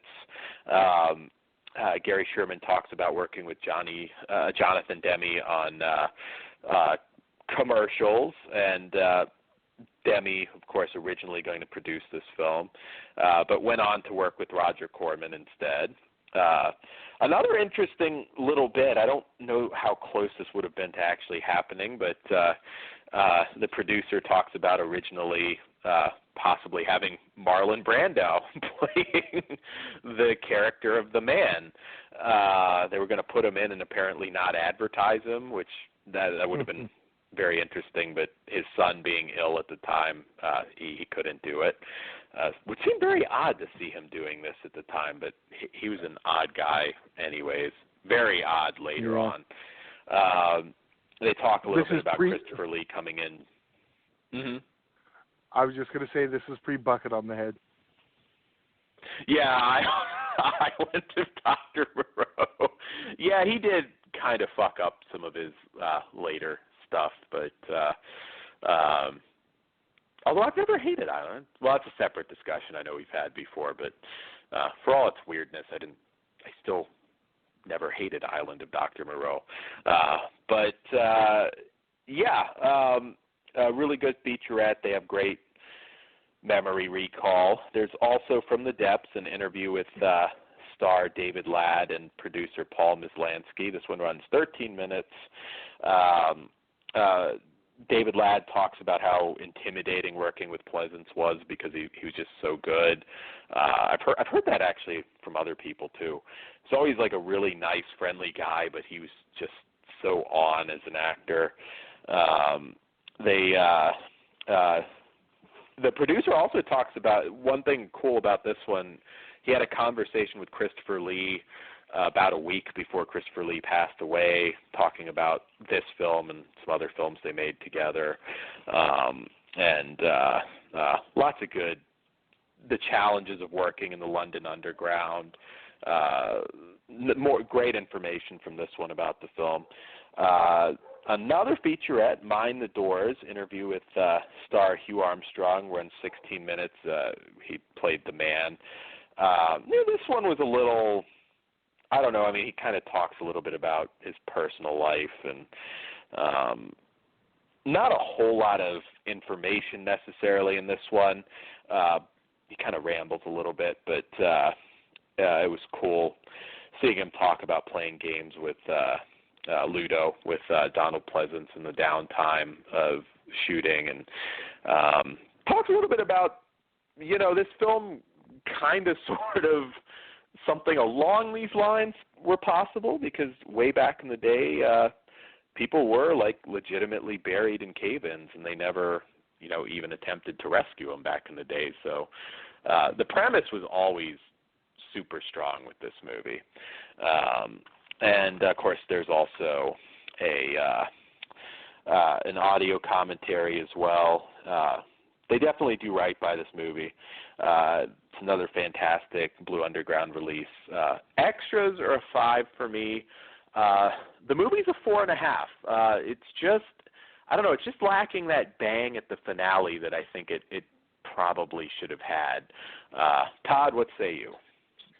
I'm actually exactly on par, and while I called it a classic, our actual definition, I think, has to hit 5 stars, but I still consider it there. But there's no arguing. It needs that, I don't necessarily want to say that, final, it does. It needs, ending needs a little bit more to it, and I don't know if that's just us being jaded, used to our Final Punch, but even the Hammer films of a little before that era didn't leave you a little kind of cold at the end. So. Yeah. No, it's just something. I mean, just the ending. It could have done something more. Although I did like the Mind the Doors bit at the end. Definitely one of the scarier UK horror films at that time. It's still one that's actually still has a pretty strong creep factor about it. So, moving on to, I don't know if it's really the main event, but it is. I mean, I don't know that the Punjabi prison match is really going to qualify as a main event either. So, so yes, wrestling references. Humongous, the new Blu-ray from Scorpion Releasing. This is a 1982 film from director Paul Lynch and follows a group of teens on a boat find themselves in a fog-bound night only to run aground on the rocks of the mysterious Dog Island right before their boat goes up in flames. As they gather on the shoreline, one of them goes missing and another is critically injured, and 4 go searching for the shelter. They discover a lone standing house in the middle of nowhere and decide to venture inside when no occupant answers. The teens soon ascertain that they are in more danger than they ever imagined and had any hope of a timely rescue. And any hope of a timely rescue is unlikely. Things go from bad to worse when the teens finally realize there's something else on the island growling in the dark, and it ain't no dog, and it's hungry. This is one that was notoriously, dark. Had a very questionable VHS transfer. So, frankly, it's a movie I think I saw way back in the VHS era and didn't think a whole lot of at the time. Probably didn't really pay all that close attention to it for that reason. It finally came out. Correct me if I'm wrong, Todd. This was a Code Red DVD, but is now a Scorpion Blu-ray, right? Or am I mixing that up? No, it was a Scorpion. It was under the Katrina's line also, which is why those extras are on here also. But it was still, it was still not a perfect transfer. No, the DVD wasn't. No, it wasn't perfect. What did you think? 'Cause I have a lot to say about this one, but what did you generally think about the movie and the new transfer? Well, first off, come on. How long till we get some good action? About 5 minutes in the movie. You know, I was already all in the first time I saw it on VHS. And you see the pubes now. Yeah. To be fair, I was going to say when he ripped her top off in the VHS, I just saw boobs jump out all of a sudden. But I was like, cool. But now I can see him like actually ripping the top off. Indeed. So that is definitely a plus for me. I've always been a fan of this one. It's like every version that comes out, it's like, oh shit, I can actually see shit I was missing, and no different here. Yeah. I think the Blu-ray looks great. Best presentation thus far until we have our 8K Super Bit Blue, suck me off disc. I don't know what's coming next. Although I don't see Code Red or Scorpion jumping on the next bandwagon. And to be honest, I don't think there's much more you can do with film. Shot and anything else, that's a whole other rant. But I think it looks great. Film itself, I'm going to have a hard time rating this one. Well, I dig it, and I always have, and I still enjoy it. I don't know. What do you think? I mean, do you think this is one that I actually love this film? I love this film. I mean, it has. It's kind of got a predictable twist. Yeah. I mean, what in the 80s and at this time, a lot was kind of predictable, but I thought the atmosphere, quite frankly, was fantastic in this. With part of it being on a boat, which I always enjoy, particularly having a boat of my own right now. I actually think the atmosphere is pretty fantastic. I mean, it's got a very creepy vibe. I think the darkness, while certainly probably too much from my memory on VHS, does kind of add to it. There is a bit of more than a bit of off-screen stuff. This is definitely a movie that really utilized the what you don't see concept. Some might say took it a little too far, but it actually has always worked for me. Again, not so much on VHS back in the day, but revisiting it on DVD and everything, I was like, oh wow, this is actually, I think, a damn fine film. And you do get some gore towards the end. The killer definitely is kept to the shadows, but I don't know. This is one that I know a lot of people like it, but I think it's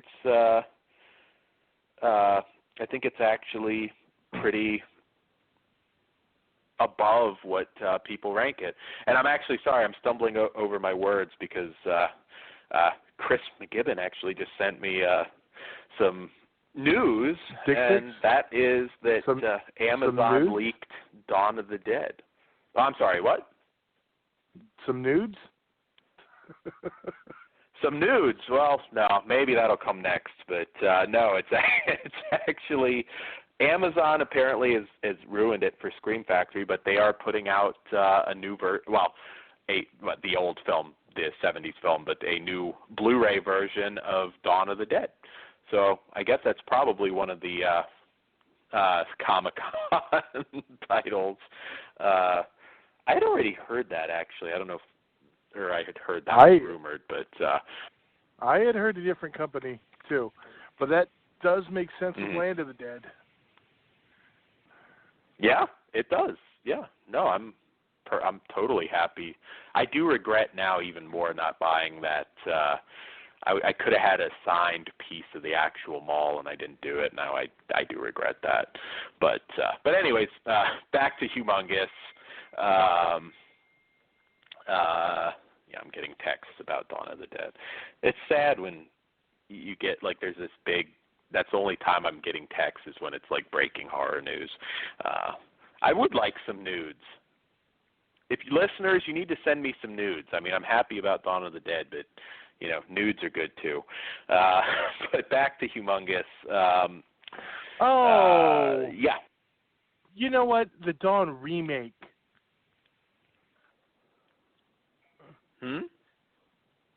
I didn't catch that. The Dawn remake, not the original. Is it the remake? Yes. Oh shit! All right. Well, then I spoke too soon. Well, I assume. Well, actually, he doesn't specify. I don't know. I'm away from my computer at the moment, but well, one or the other is coming. So, no. And both are welcome. He did. Okay. Well, I didn't say who I originally thought was putting it out. Did I say the company's name? Hopefully I didn't spill beans. You didn't. Okay. Okay. Yes.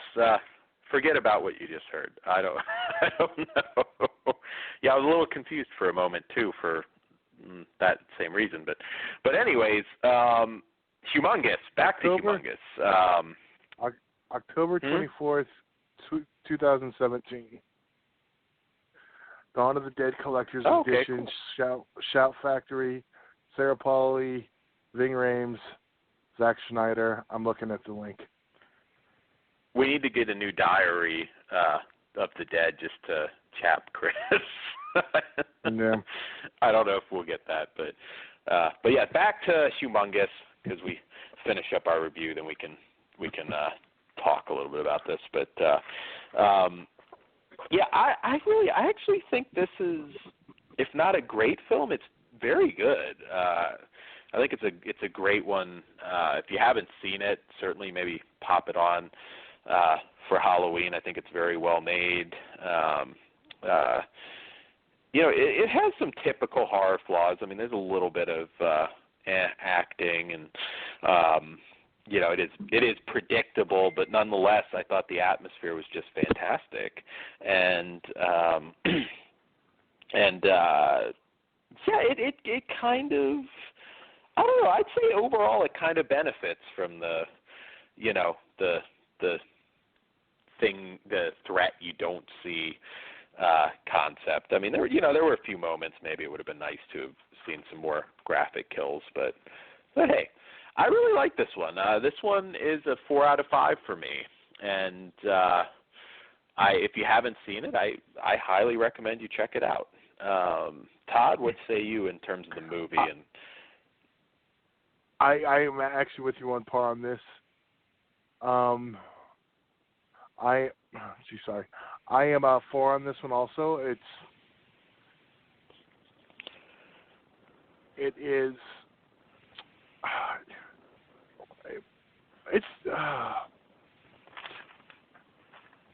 technically, I guess it's technically a slasher, right?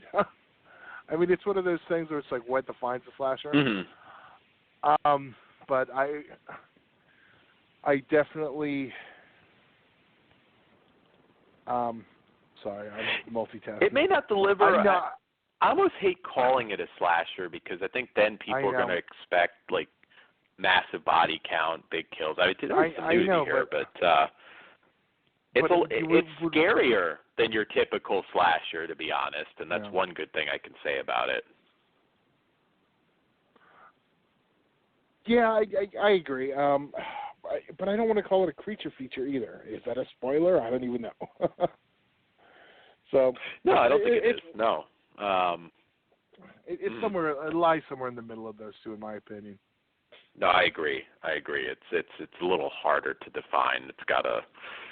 I mean, I guess more slasher elements than anything, but nonetheless, I think it's a little more atmospheric than that, and I enjoyed it. And I think this is probably as good as it's ever going to look, and it's not a frustrating experience anymore. So, yeah, definitely check that out. The extras, and I just got bodybuilder boobs. Thank you, Todd. I did ask for it. I don't know who the hell. I'll take it. I thought it was Nicole Bass at first, but it doesn't appear to be. No, that was your punishment for not reading the word remake. Well, I don't know. In my text, in fairness, I didn't see remake, and I've heard some of the rumblings that the original might be coming to Blu-ray too. So I was like, oh, that's where my mind went. But yeah, and there are extras on this. Not a lot to talk about. I'm not even going to really rate the extras, but you do get the Nightmare Theater format with Katarina. I was happy that got brand. ported over. I was happy that got ported over because they've been neglecting on some of those, and I do enjoy this. I'm surprised we haven't got Bill cashing in on that Maria's back in WWE and kind of re-promoting some of those. Yeah. Oh yeah. Shit. I was gonna say I didn't see any big posts. Maybe if it ends up being a short run, we'll get like Mike and Maria hosting some Code Red releases. But yeah, no, I don't. That's interesting. I haven't really seen them post you know what? They're kind of. I just thought of this too. Didn't they not just kind of fuck themselves? Because they can go as Mike and Maria Kanellis now. Because if he's just going by Mike and Maria Kanellis, because that's her legit name, it's kind of like Cody and Brandy Rhodes, kind of their workaround. That is true. They did kind of give them an out on that. So yeah, in short, I think Humongous is one of those somewhat lesser known movies that I think is a lot better than its reputation suggests, going back to that flawed VHS release. And there is a new interview with David Wallace, one of the stars, and audio commentary. Again, I was satisfied with the extras, not stacked, but I was very satisfied with them. So, Todd, now that our reviews are out of the way, are you excited for Great Balls of Fire? Worst pay-per-view name ever, but nonetheless, I'm really looking forward to it. I don't know. There were some pretty bad WCW ones. I got to say this right now. I am so mad. I have thought of a better title for Sunday's show. Should have been Grab 'em by what the is that? Grab 'em by the space. Grab 'em by the space pussy. Oh, next week's show. Well, no, this Sunday. Then again, that makes the links problematic, though, too. I know. That's why I was like, damn it. I was like, damn it. I already. Yeah, I could have censored it. I was like, damn it. That's so just. Would have been hilarious. It would have been. I'm very excited for Sunday. Yes. We should probably pimp that out before we go into the archive. Yes, that's true. We will be back Sunday at 11:30 Eastern Time, Sunday night, with Flesh Wound After Dark. Nurse Sherry, the Blu-rays, Nurse Sherry, A Touch of Genie. We have the new Peakorama double, and Never Sleep Alone. So tune in. I'm also, we're going to do a new segment, which could really be just about anything, called Shitpost, which we may just talk about anything, just something fucked up going on in the world, in the genre. Who knows? Who knows what we'll talk about? But I figure when we do Flesh Wound After Dark, we'll do that. So if you have any suggestions, maybe something you want to hear us rant about, hit us up on Facebook, and we will take your suggestions. So, hey, you want to see something? Hear Todd and myself talk about it? We will talk about it. Even I know we don't a lot of times take calls, but maybe we'll even take calls during that one. So yeah. So Todd, what do you think? I know, God, I hope the main event ends up being good because I'm so psyched to see Samoa Joe Lesnar. But what do you think? Do you think this will be a bullshit Brock Lesnar match like, Ambrose or Randy Orton? I don't. I could see because of Paul Heyman, because I don't know how much Brock Lesnar would actually know about Joe other than what Paul Heyman tells him. And I could see just because Paul wants Brock to have a good match with him, he'll have a good match with him. I hope so. I mean, I'd say it's about a 99.9% certainty that Lesnar's going to win. But good God, would I love to see them just flip the script and have Joe go over. Oh, God, I would really love to see that. We need a WWE champion there all the time. I agree. And I love the way they did the promo. Joe's like, fuck this, I'm going to go find him. The other thing I wish he would have said was when he was naming the people he beat, he would have said Kurt Angle. Yeah. Because, correct me if I'm wrong, didn't Brock say Kurt Angle? I can't remember now. I have really enjoyed the build to this match, though. Just two legit badass motherfuckers being legit badass motherfuckers. Yeah. And I mean, this is one of those ones I almost would have liked to have seen them do at Mania, but it's funny you mentioned Kurt Angle because I just have a very strong feeling that Joe will end up being his opponent come WrestleMania. I don't know for sure. I could either Joe or Rollins. I don't know, but I agree. I think right now we need a full-time champion. I think Reigns, I mean, it's better, I think, to take a break with putting the title right back on him again anyways. I just don't think it's really doing anything for him right now to have the title again, unless he goes maybe a full-on heel turn, which I don't think they're going to do. So, I don't know. I think Samoa Joe would have a fantastic run as champion. I don't think it's going to happen yet, but I don't know. I hope maybe they will give us a surprise because he would be a breath of fresh air as champion. But if they're going to do it, I think it has to be a great run. He's very credible, yes, absolutely. Although I miss the Muscle Buster. All right, yeah. Well, maybe that's how he'll win. True. How would you feel about Heyman possibly doing a heel? Now, I don't think it would make any sense doing it here, but if they had a slightly extended feud, maybe a Heyman heel turn, and we get Joe gets what he wants. Yeah. Although Joe doesn't need Heyman, but it would be play off of the, Lesnar slipping, sort of play off of the embarrassing Goldberg loss. And I don't know if it makes sense right away, but if they built it the right way, I think it would be pretty cool. I got it. They bring Taz in to manage Samoa Joe.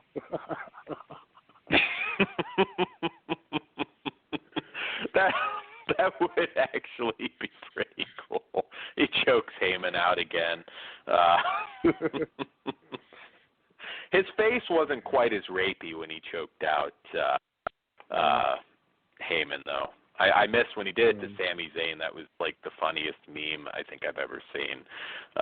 But yeah. Trying to think anything else we missed. Predictions? What do you think Scream might announce at Comic-Con? Dawn of the Dead remake, Hell Night. Hell Night is already up. They haven't announced it. It was on fucking Blu-ray.com. That wouldn't be any surprise. But Scream has not announced it. Yeah, I guess, but I don't know. I'm going to say that doesn't count. If they didn't do it after it's been announced by everything else, they're saving it for that. You know what I mean? Yeah. Because at this point,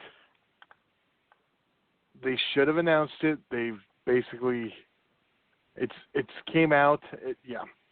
But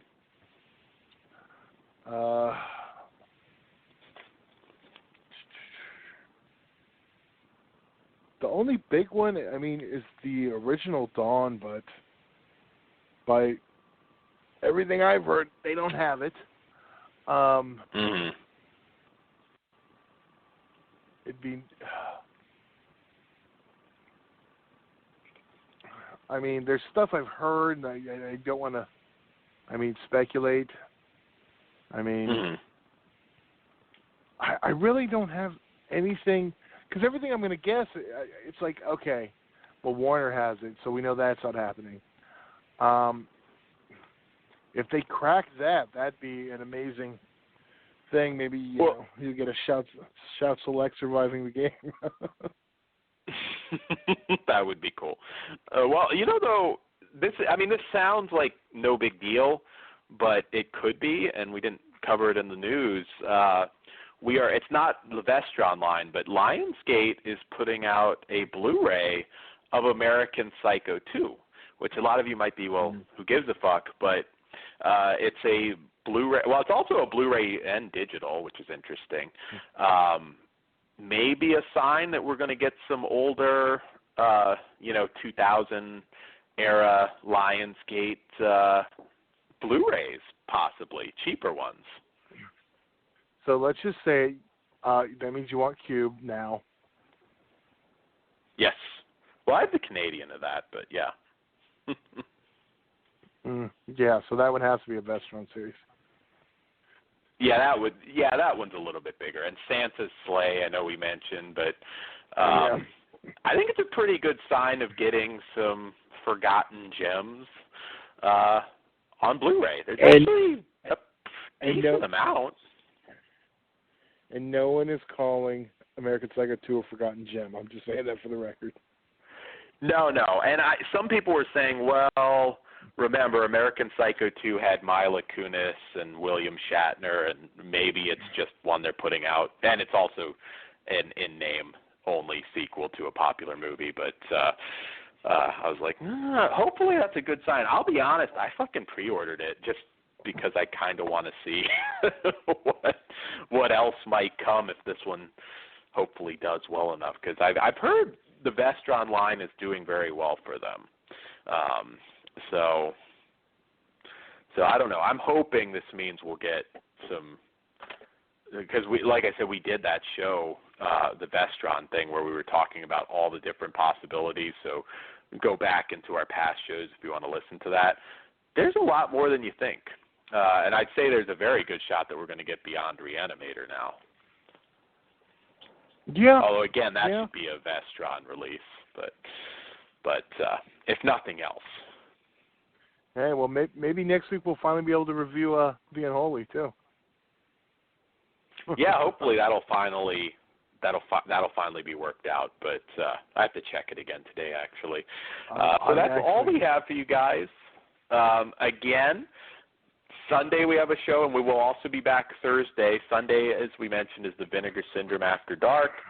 Thursday, we're going to have the Poughkeepsie tapes. We're also going to be doing kind of a similar, well, not similar in tone, obviously, but we're going to be reviewing Pimpin' Pee-wee, the last Porky's film that very few people saw, that also had a very, I don't even know what the story is behind that one, to be honest, Todd. I know it aired. Well, it's similar to the Fantastic Four unreleased movie, which is another one we can always talk about too.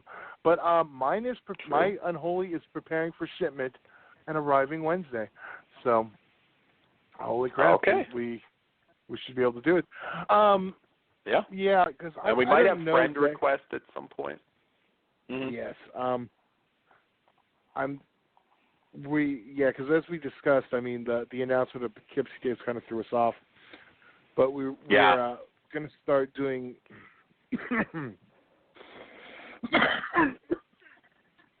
Excuse me. Forgotten horrors. Todd. Forgotten unreleased stuff. I'm thinking. Sounded like a ball got stuck in you, Todd. Yes. Yeah. I'm thinking we may expand this to stuff that's like kind of not necessarily been lost, like a Poughkeepsie Days, or not even lost. That's more one that's buried. Troubled release history is the best way to put it, probably. Yeah. Yeah, but I'm thinking of expanding it in the future. Maybe there will be stuff that like got trapped on VHS. That's just kind of disappeared. I mean, there's other stuff. I mean, we can do. There's a lot. I mean, stuff like Fright Night 2 is a contender on this topic. And I mean, not necessarily always a review of the film, but maybe just a discussion of why don't we have a Blu-ray of Fright Night 2 or something. I mean, it's kind of a new segment we're working on, I guess we'll say it, but we'll talk about some legit lost stuff as well. So, and I know at some point we'll have a review for Friend Request, which doesn't even come out in theaters here in the U.S. until September, I believe. So we'll have that and Unholy, whole bunch of stuff. We're still putting the show together, but yes. So Sunday and Thursday. Todd, do you have anything to add? No. We'll be back this week. We will. And all right. Well, since everyone was confused last week, we're going to end with our with our St. Ives commercials. Why not? All right. Till Sunday. Anything else, Dan? Titties. When I have nothing else. Y'all come kick it. Y'all come kick it. The hood done took me under, no wonder I'm still chillin' in the city with no pity. Step out on my front porch to check my spot. Fell to the store to get that crooked eye shot. I got to have it in my body. Bring about 2 or 3 cases to the party. Yeah, don't give me that old school chicken bottle. Don't try to fool, son. I want the cool one. The black can is the one that I'm looking for. Make a stop at the neighborhood liquor store. I save a corner just to pour it down. Know it tastes good to my homies in the ground. My jeans different and we feel like the outsiders. On my front lawn profiling low riders. I hit the moon so green they get loose. Reach in my pocket, get out my deuce, St. Ives.